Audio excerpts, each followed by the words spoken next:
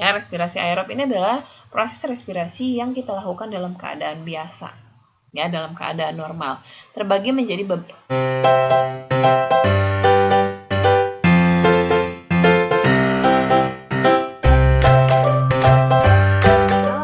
Apa kabar semua? Ketemu lagi dengan Kak Febri. Kali ini kita masih melanjutkan materi metabolisme bagian 2, yaitu mengenai respirasi aerob dan fermentasi. Tapi sebelumnya jangan lupa ya, subscribe channelnya, lalu like dan share videonya kepada teman-teman kalian. Nah, setelah tadi kita mempelajari mengenai karakteristik dan faktor-faktor mempengaruhi kerja enzim, sekarang kita akan kita masuk ke reaksi katabolisme ya. Seperti yang tadi kakak sudah jelaskan sedikit di awal, katabolisme itu adalah reaksi pemecahan ya. Jadi yang tadinya zat-zatnya atau senyawa-senyawanya kompleks dipecah menjadi zat-zat yang lebih sederhana ya, jadi lebih simple. Contohnya adalah respirasi aerob dan respirasi anaerob atau nama lainnya fermentasi. Reaksi ini bersifat exotherm. Exotherm itu berarti melepas panas. Exo keluar, term itu panasnya, jadi melepas panas. Jadi hasil akhir dari reaksi ini biasanya menghasilkan panas dan menghasilkan energi. Itulah sebabnya kenapa kita kalau bernafas, kalau kita respirasi itu pernafasan ya. Kalau kita selesai bernafas itu biasanya gitu, rasanya hangat. Kenapa? Karena exotherm, melepas panas ya. Biasanya kita bahas dari respirasi aerob dulu ya. Respirasi aerob ini terjadi di dalam mitokondria. Mitokondria ini adalah salah satu organel sel yang sudah kita pelajari di kelas 11 ya. Jadi kalau kalian masih ingat, mitokondria itu biasa dijuluki sebagai the powerhouse. Kenapa? Karena dia adalah organel yang berfungsi menghasilkan energi. Menghasilkan energi melalui proses ini ya, respirasi aerob. Aerob berarti dia membutuhkan oksigen. Terjadi di mitokondria, butuh oksigen dan menghasilkan energi. Energi yang dihasilkan pada respirasi aerob itu jumlahnya lebih banyak daripada energi yang dihasilkan pada respirasi anaerob. Ini reaksi besarnya ya. C6H12O6 ini adalah glukosa. Glukosa ini kita dapatkan dari sistem pencernaan ya, dari amilum atau karbohidrat-karbohidrat yang sudah dicerna oleh pencernaan, kemudian diserap di usus halus, dibawa oleh darah ke seluruh sel-sel. Nanti di sel, si glukosanya ini akan ketemu sama oksigen dari sistem pernapasan kita.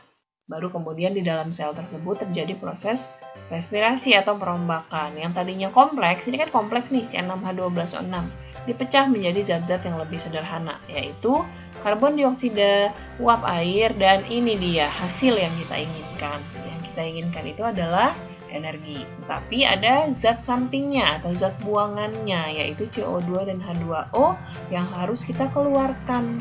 Ya, jadi CO2 dan H2O ini kita buang dalam proses menghembus ketika respirasi. Jadi ketika kita menghembuskan nafas, itu yang keluar adalah gas karbon dioksida dan uap air. Uap air itu bisa kalian lihat kalau kalian gitu ya di kaca. Nah, itu ada uap-uap airnya. Itu bukti bahwa respirasi menghasilkan uap air ya. Nah, dari satu glukosa itu akan menghasilkan 36 ATP. 36 ATP ini kecil sekali ya. Nah, ini reaksi besarnya ini akan kita bahas satu persatu setiap tahapnya. Oke? Nah, sebelum kita bahas respirasi aerob, kita bahas sedikit dulu nih respirasi anaerob.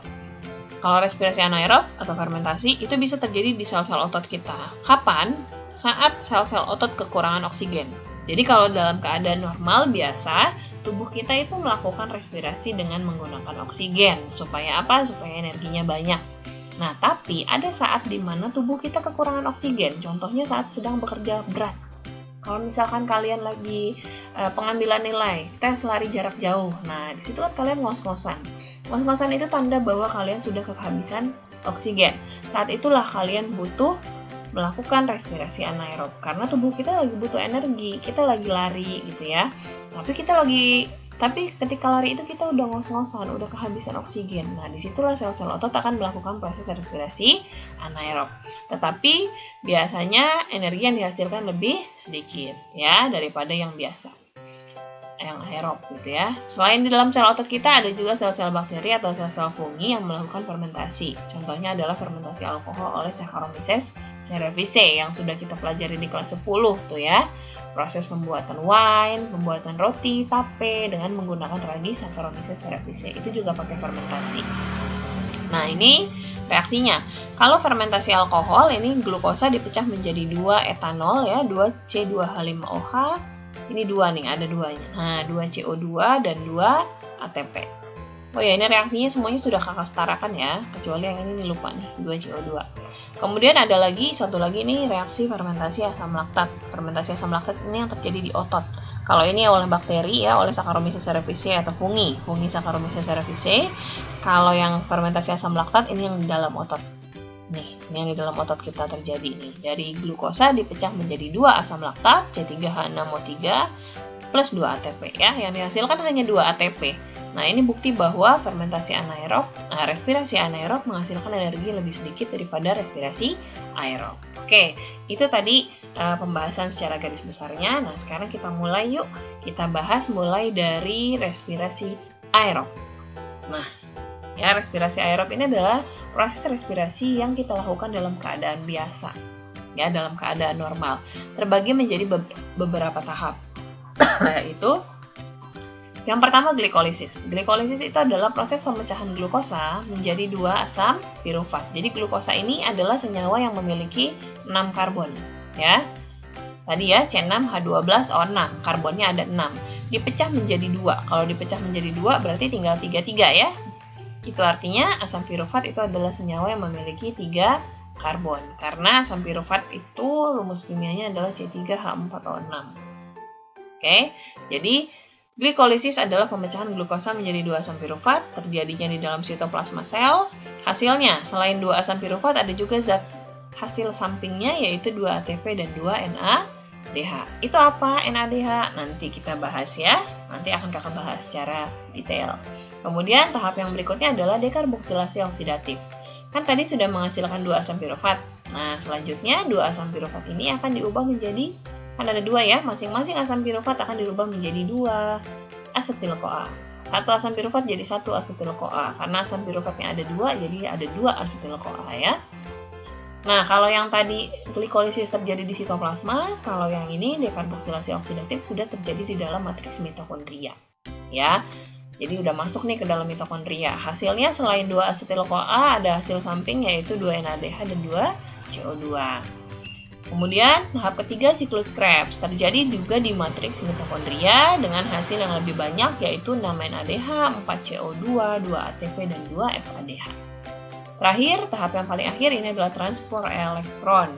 Transport elektron ini adalah pengubahan. Nah, tadi kan kakak bilang ya NADH itu apa? Nah, jadi di tahap akhir NADH sama FADH itu akan diubah menjadi ATP karena kita butuh energi dalam bentuk ATP ya, semuanya harus diubah menjadi ATP. NADH ini adalah senyawa-senyawa berenergi, nah tapi tidak berguna kalau nggak dirubah jadi ATP, makanya harus dirubah dulu menjadi ATP baru bisa berguna. Nah, proses ini terjadi di krista mitokondria dan lihat hasilnya paling banyak 34 ATP dan 6 H2O. Jadi uap air itu dihasilkan di tahap paling akhir. Kemudian ada juga oksigen. Oksigen itu juga bermanfaat atau bekerjanya di tahap yang paling akhir, di transport elektron. Oksigen ini punya julukan yaitu akseptor elektron terakhir. Jadi oksigen ini fungsinya adalah untuk menerima H+, ya, menerima elektron. Adanya di tahap paling akhir, makanya dia disebut akseptor elektron terakhir. Nah, istilah akseptor elektron terakhir ini akan sering sekali kalian temunya. Siapa itu akseptor elektron terakhir? Itu adalah oksigen. Nah, oke, kita bahas satu persatu ya. Tadi sudah kakak jelaskan satu persatu ini secara umumnya, tahapannya. Nah, ini gambar mitokondrianya. Mitokondria itu ada membran luar, kemudian ada membran dalam. Nah, membran dalamnya berlekuk-lekuk. Lekukan-lekukan membran dalam itu kita sebut krista. Ruangan kosong di dalamnya yang kuning ini namanya adalah matriks. Jadi berarti dekarboksilasi oksidatif dan siklus Krebs terjadi di matriks. Kemudian transport elektron terjadi di lekukan-lekukan membran dalam ini atau terjadi di dalam krista. Yuk, kita lihat satu persatu tahapannya ya. Nah, kita mulai ke reaksinya. Jadi ini kalau kelihatan sama kalian, ini tahap pertama ya, glikolisis. Glikolisis itu adalah perubahan ini glukosa ya. Glukosa itu karbonnya ada 6. nanti dia hasil akhirnya adalah 2 asam pirufat yang masing-masing karbonnya ada 3 ya. Karena rumus kimianya si asam pirufat adalah C3H4O3. Nah, ya, jadi dari yang tadinya karbonnya ada 6 di sini diubah, dipecah menjadi asam pirufat dan asam pirufat yang hasilnya adalah punya karbon 3. Terus kemudian tadi katanya selain asam pirufat ada apa aja? Ada 2 ATP dan ada 2 NADH. Yuk kita lihat mana ATP-nya, mana NADH-nya. Ini per tahap itu, setiap tahapnya itu ada keterangannya nih. Tahap pertama, glukosa dipecah menjadi glukosa 6-fosfat. Tadinya glukosa doang, jadi glukosa yang mengikat fosfat di karbon nomor 6. Kenapa bisa ada fosfat? Karena ada ATP. ATP memberikan P-nya. Ya, tadinya ATP. Adenosin trifosfat. Fosfatnya dikasih ke glukosa, sehingga glukosanya menjadi glukosa 6-fosfat. Karena ATP-nya sudah memberikan fosfat, jadi tinggal ADP. Nah, di sini berarti ATP masuk, kita membutuhkan ATP ya, keluar ADP. Kemudian, glukosa 6-fosfat berubah menjadi fruktosa 6-fosfat. Berubah lagi menjadi fruktosa 6-difosfat. Berarti ada 2 fosfat. Masuk lagi di sini ATP. Berarti di sini kita membutuhkan 2 ATP ya. Kita membutuhkan 2 ATP di tahap ini. Nah, kemudian nanti setelah menjadi gliserol fruktosa 6-difosfat ini dipecah menjadi gliseraldehid 3-fosfat. Nah, lihat di sini nih ada NAD. Jadi NAD itu adalah akseptor elektron yang menerima H. Gliseraldehid 3-fosfat itu memberikan H. Ya, jadi ini kakak perjelas ya. Datang NAD. NAD ini adalah akseptor elektron. Dia datang minta H. Ya, dikasih nih sama si gliseraldehid H-nya, ditangkap oleh si NAD. Nah, berikatan deh NAD sama hidrogen, jadilah NAD, NADH gitu ya. Nah, terus kemudian yang reaksi sebelah sini sama ya, NAD datang minta H, dikasih H-nya, jadilah NADH. Nah, ada 2 berarti di sini NADH-nya kiri kanan. Itulah asal mulanya si NADH-nya ya, menghasilkan 2 NADH dari tahap ini. Nah, kemudian di sini nih kita lihat nih ya. Ada ADP datang, ADP adenosin difosfat. ADP ini datang minta fosfat. Fosfatnya dikasih nih sama si 1,3 asam bifosfogliserat. Dia punya 2 fosfat, dia kasih 1 fosfatnya ke ADP, terbentuklah ATP. Begitu pula yang di sebelah sini ya. Udah 2 ya. Terus kemudian di sini ada lagi nih asam fosfoenol pirufat didatangin sama si ADP. ADP minta fosfat, dikasih fosfatnya, terbentuklah ATP. Nah, di sini juga dihasilkan ATP, sebelah sini juga dihasilkan ATP. Jadi ATP-nya sebetulnya dihasilkan ada 1, 2, 3, 4. Tetapi tadi di awal kita membutuhkan 2 ATP. Jadi 4 yang dihasilkan dikurangi 2 fosfat yang di awal tadi kita pakai. Sehingga kita hanya punya 2 ATP. Disitulah asalnya ATP-nya ya. Jadi glikolisis menghasilkan apa saja tadi kakak sebut. Ada 2 asam pirufat sebagai hasil akhirnya. Selain itu ada lagi senyawa sampingnya yaitu 2 NADH. Dan 2 ATP. 2 ATP-nya asalnya dari hasilnya 4. Tadi kita butuh 2.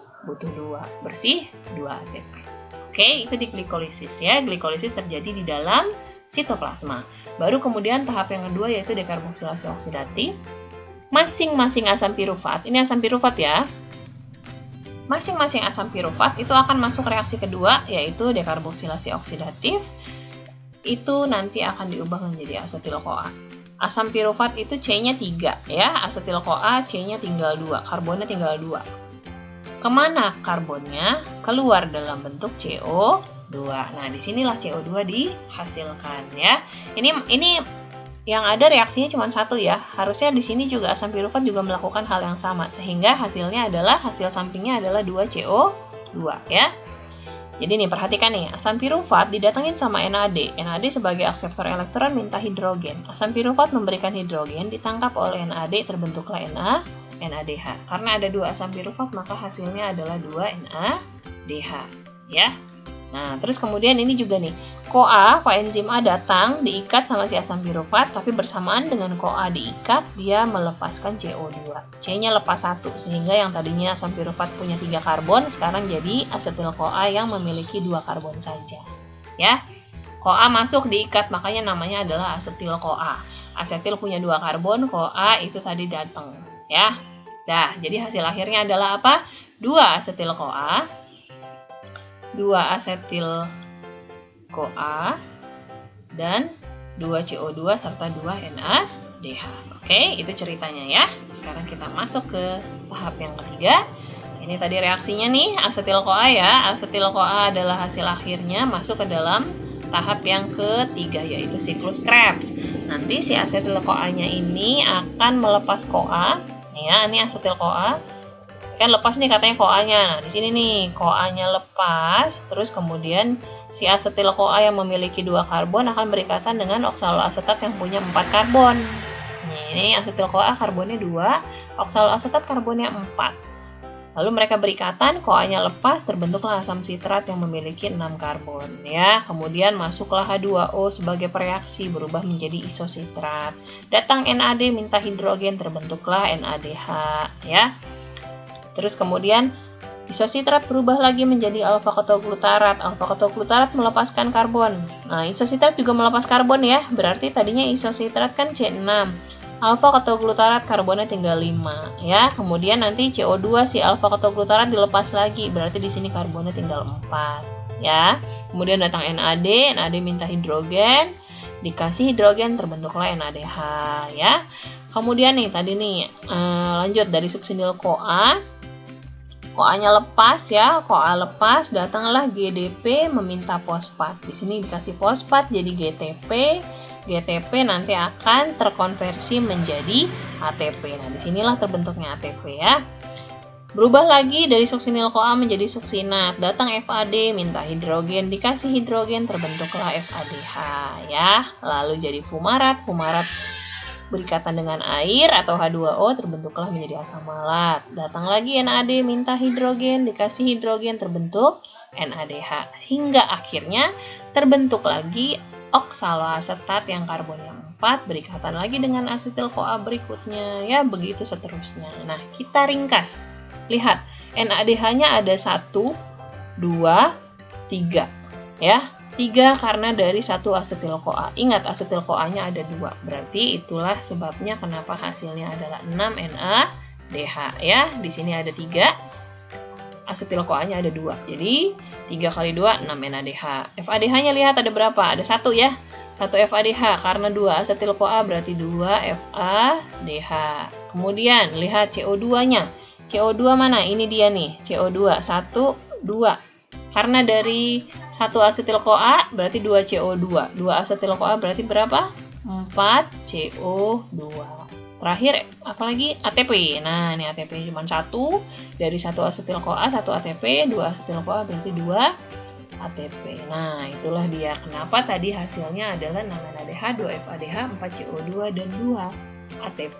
Ini siklusnya terjadi di dalam matriks mitokondria. Gitu ya. Mudah-mudahan bisa dipahami. Selanjutnya, terakhir ini adalah transport elektron. Transport elektron terjadi di mana? Terjadi di dalam kristal, di lekukan-lekukan membran dalamnya mitokondria. Nah, di sini adalah yang terjadi adalah proses perubahan 1 NADH itu diubah menjadi 3 ATP. Ya, kemudian 1 FADH itu akan diubah menjadi 2 ATP. Jadi NADH sama FADH, NADH itu kepanjangannya adalah nikotinamin adenina dinukleotida hidrogen. Jadi nanti si NADH ini dia akan dipecah, hanya dilepas ya. Ingat, setiap reaksi pelepasan akan menghasilkan energi. Jadi gini. NADH itu akan dipecah menjadi NAD plus H. Ingat, setiap pemecahan itu akan menghasilkan energi. Nah, energinya ini itu akan digunakan untuk mengikat ADP plus P. Menjadi apa? Menjadi ATP. Nah, dari situlah bisa terbentuk ATP. Ceritanya begitu. NADH dilepas atau dipecah menjadi NAD plus H. Kemudian menghasilkan energi. Energinya ini akan dipakai untuk mengikat ADP plus P menjadi ATP. Dari situlah kita dapat 3 ATP. Dari setiap 1 NADH itu energi yang dihasilkan bisa untuk mengikat 3 pasang ADP plus P, sehingga 1 NADH diubah menjadi 3 ATP. Begitu pula dengan FADH ya. FAD dilepas dari hidrogen, energi hasil pelepasannya itu menghasilkan tenaga yang cukup untuk mengikat dua pasang ADP plus P, sehingga dari satu FADH akan dihasilkan 2 ATP. Nah, hanya ini kemana? Hanya ini akan berikatan dengan akseptor elektron terakhir, yaitu siapa? Oksigen. 2H plus nih akan berikatan dengan setengah O2. Hasilnya apa? Hasilnya adalah H2O, ya. Oke, bisa dipahami ya adik-adik ya. Jadi nih, kita lihat di sini nih. NADH-nya dilepas ya, dilepas dari H-nya, seret H lepas gitu ya. Nanti H-nya jalan-jalan dulu, ada yang ditangkap oleh sitokrom gitu ya, enzim-enzim tertentu. Kemudian nanti FADH juga dilepas nih H plusnya, nanti H-nya dibawa ke sini ya, 2H plus akan berikatan dengan setengah oksigen akan menghasilkan H2O ya. Kemudian energi-energi pelepasannya itu nih akan digunakan untuk apa? Mengikat ADP plus P menjadi ATP ya. Yuk, sekarang kita hitung. Dari glikolisis. Di glikolisis ada 2 NADH. Kemudian dari dekarboksilasi oksidatif 2 NADH. Ya, kalau nggak percaya nanti lihat lagi deh slide sebelumnya ya. Kemudian dari siklus Krebs ada 6 NADH. Total kita punya berapa? Kita punya 10 NADH. Terus kemudian kita juga punya FADH. FADH-nya berapa? FADH di siklus Krebs ada 2 ya, 2 FADH. Nah, jadi total kita punya berapa? Kita punya 10 NADH. 10 NADH kalau dikalikan 3 jadi berapa? Kita punya 30 ATP. Ya. Kemudian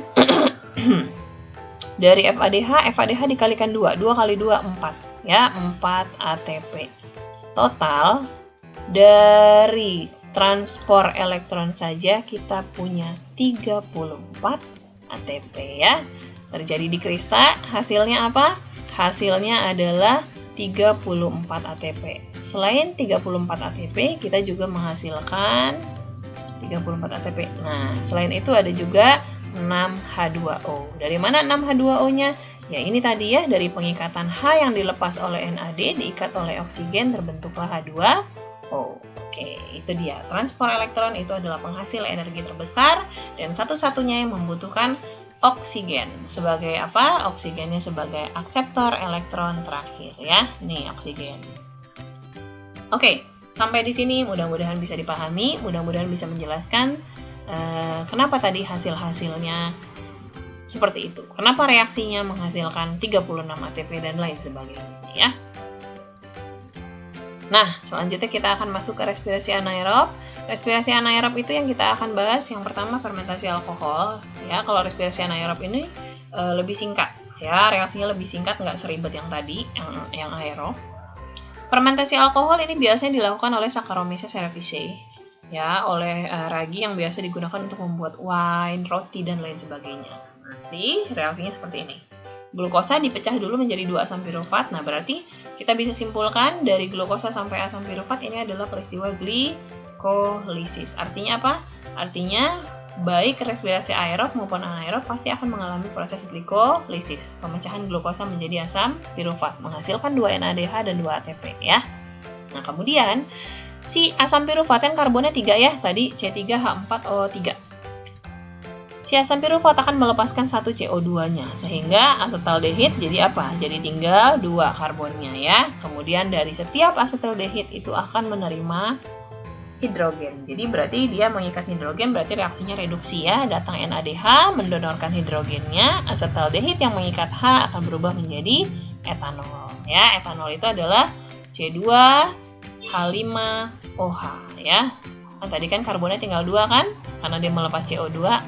Sudah, NADH-nya ini, NADH yang digunakan ini untuk merubah asetaldehid menjadi etanol berasal dari sini. Berasal dari tadi glikolisisnya kan menghasilkan 2 NADH. Di sini 2 NADH dihasilkan, kemudian di sini NADH-nya dipakai.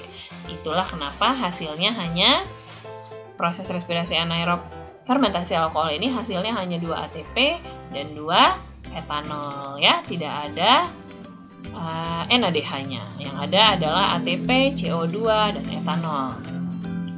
Nanti kalian bisa lihat lagi reaksinya nih. Kakak tulis di sini nih. C6H12O6 ini glukosa ya, tanpa oksigen dipecah menjadi 2 etanol 2C2H5OH plus 2CO2 plus 2 ATP. Nah, ini reaksinya ya.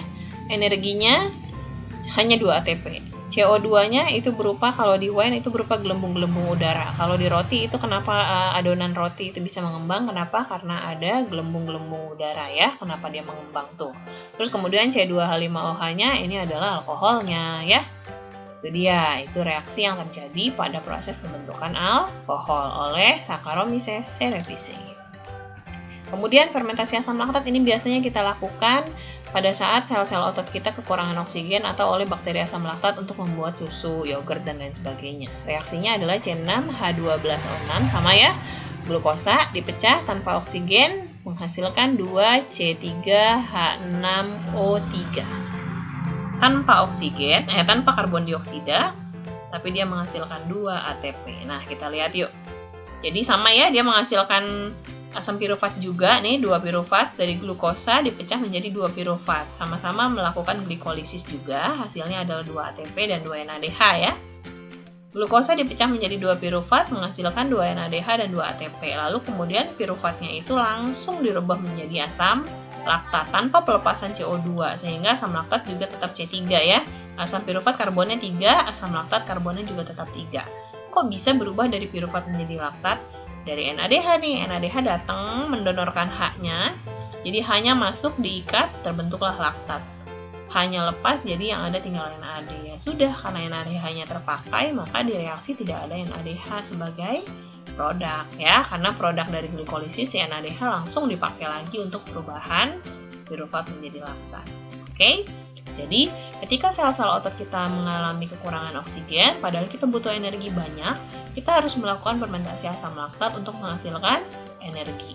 Dapat nggak energinya? Dapat sih, tapi kecil, 2 ATP. Dan selain itu, si asam laktat ini adalah zat-zat yang berbahaya sebetulnya untuk otot, maka ada ambang batasnya. Kalau sudah terlalu banyak asam laktat dalam otot, kita bisa pingsan. Setelah itu nanti setelah kita kerja berat itu tadi, setelah kita melakukan fermentasi asam laktat yang banyak gitu, nanti efeknya ke tubuh adalah ototnya pegel-pegel. Kenapa bisa pegel? Karena ada timbunan asam laktat.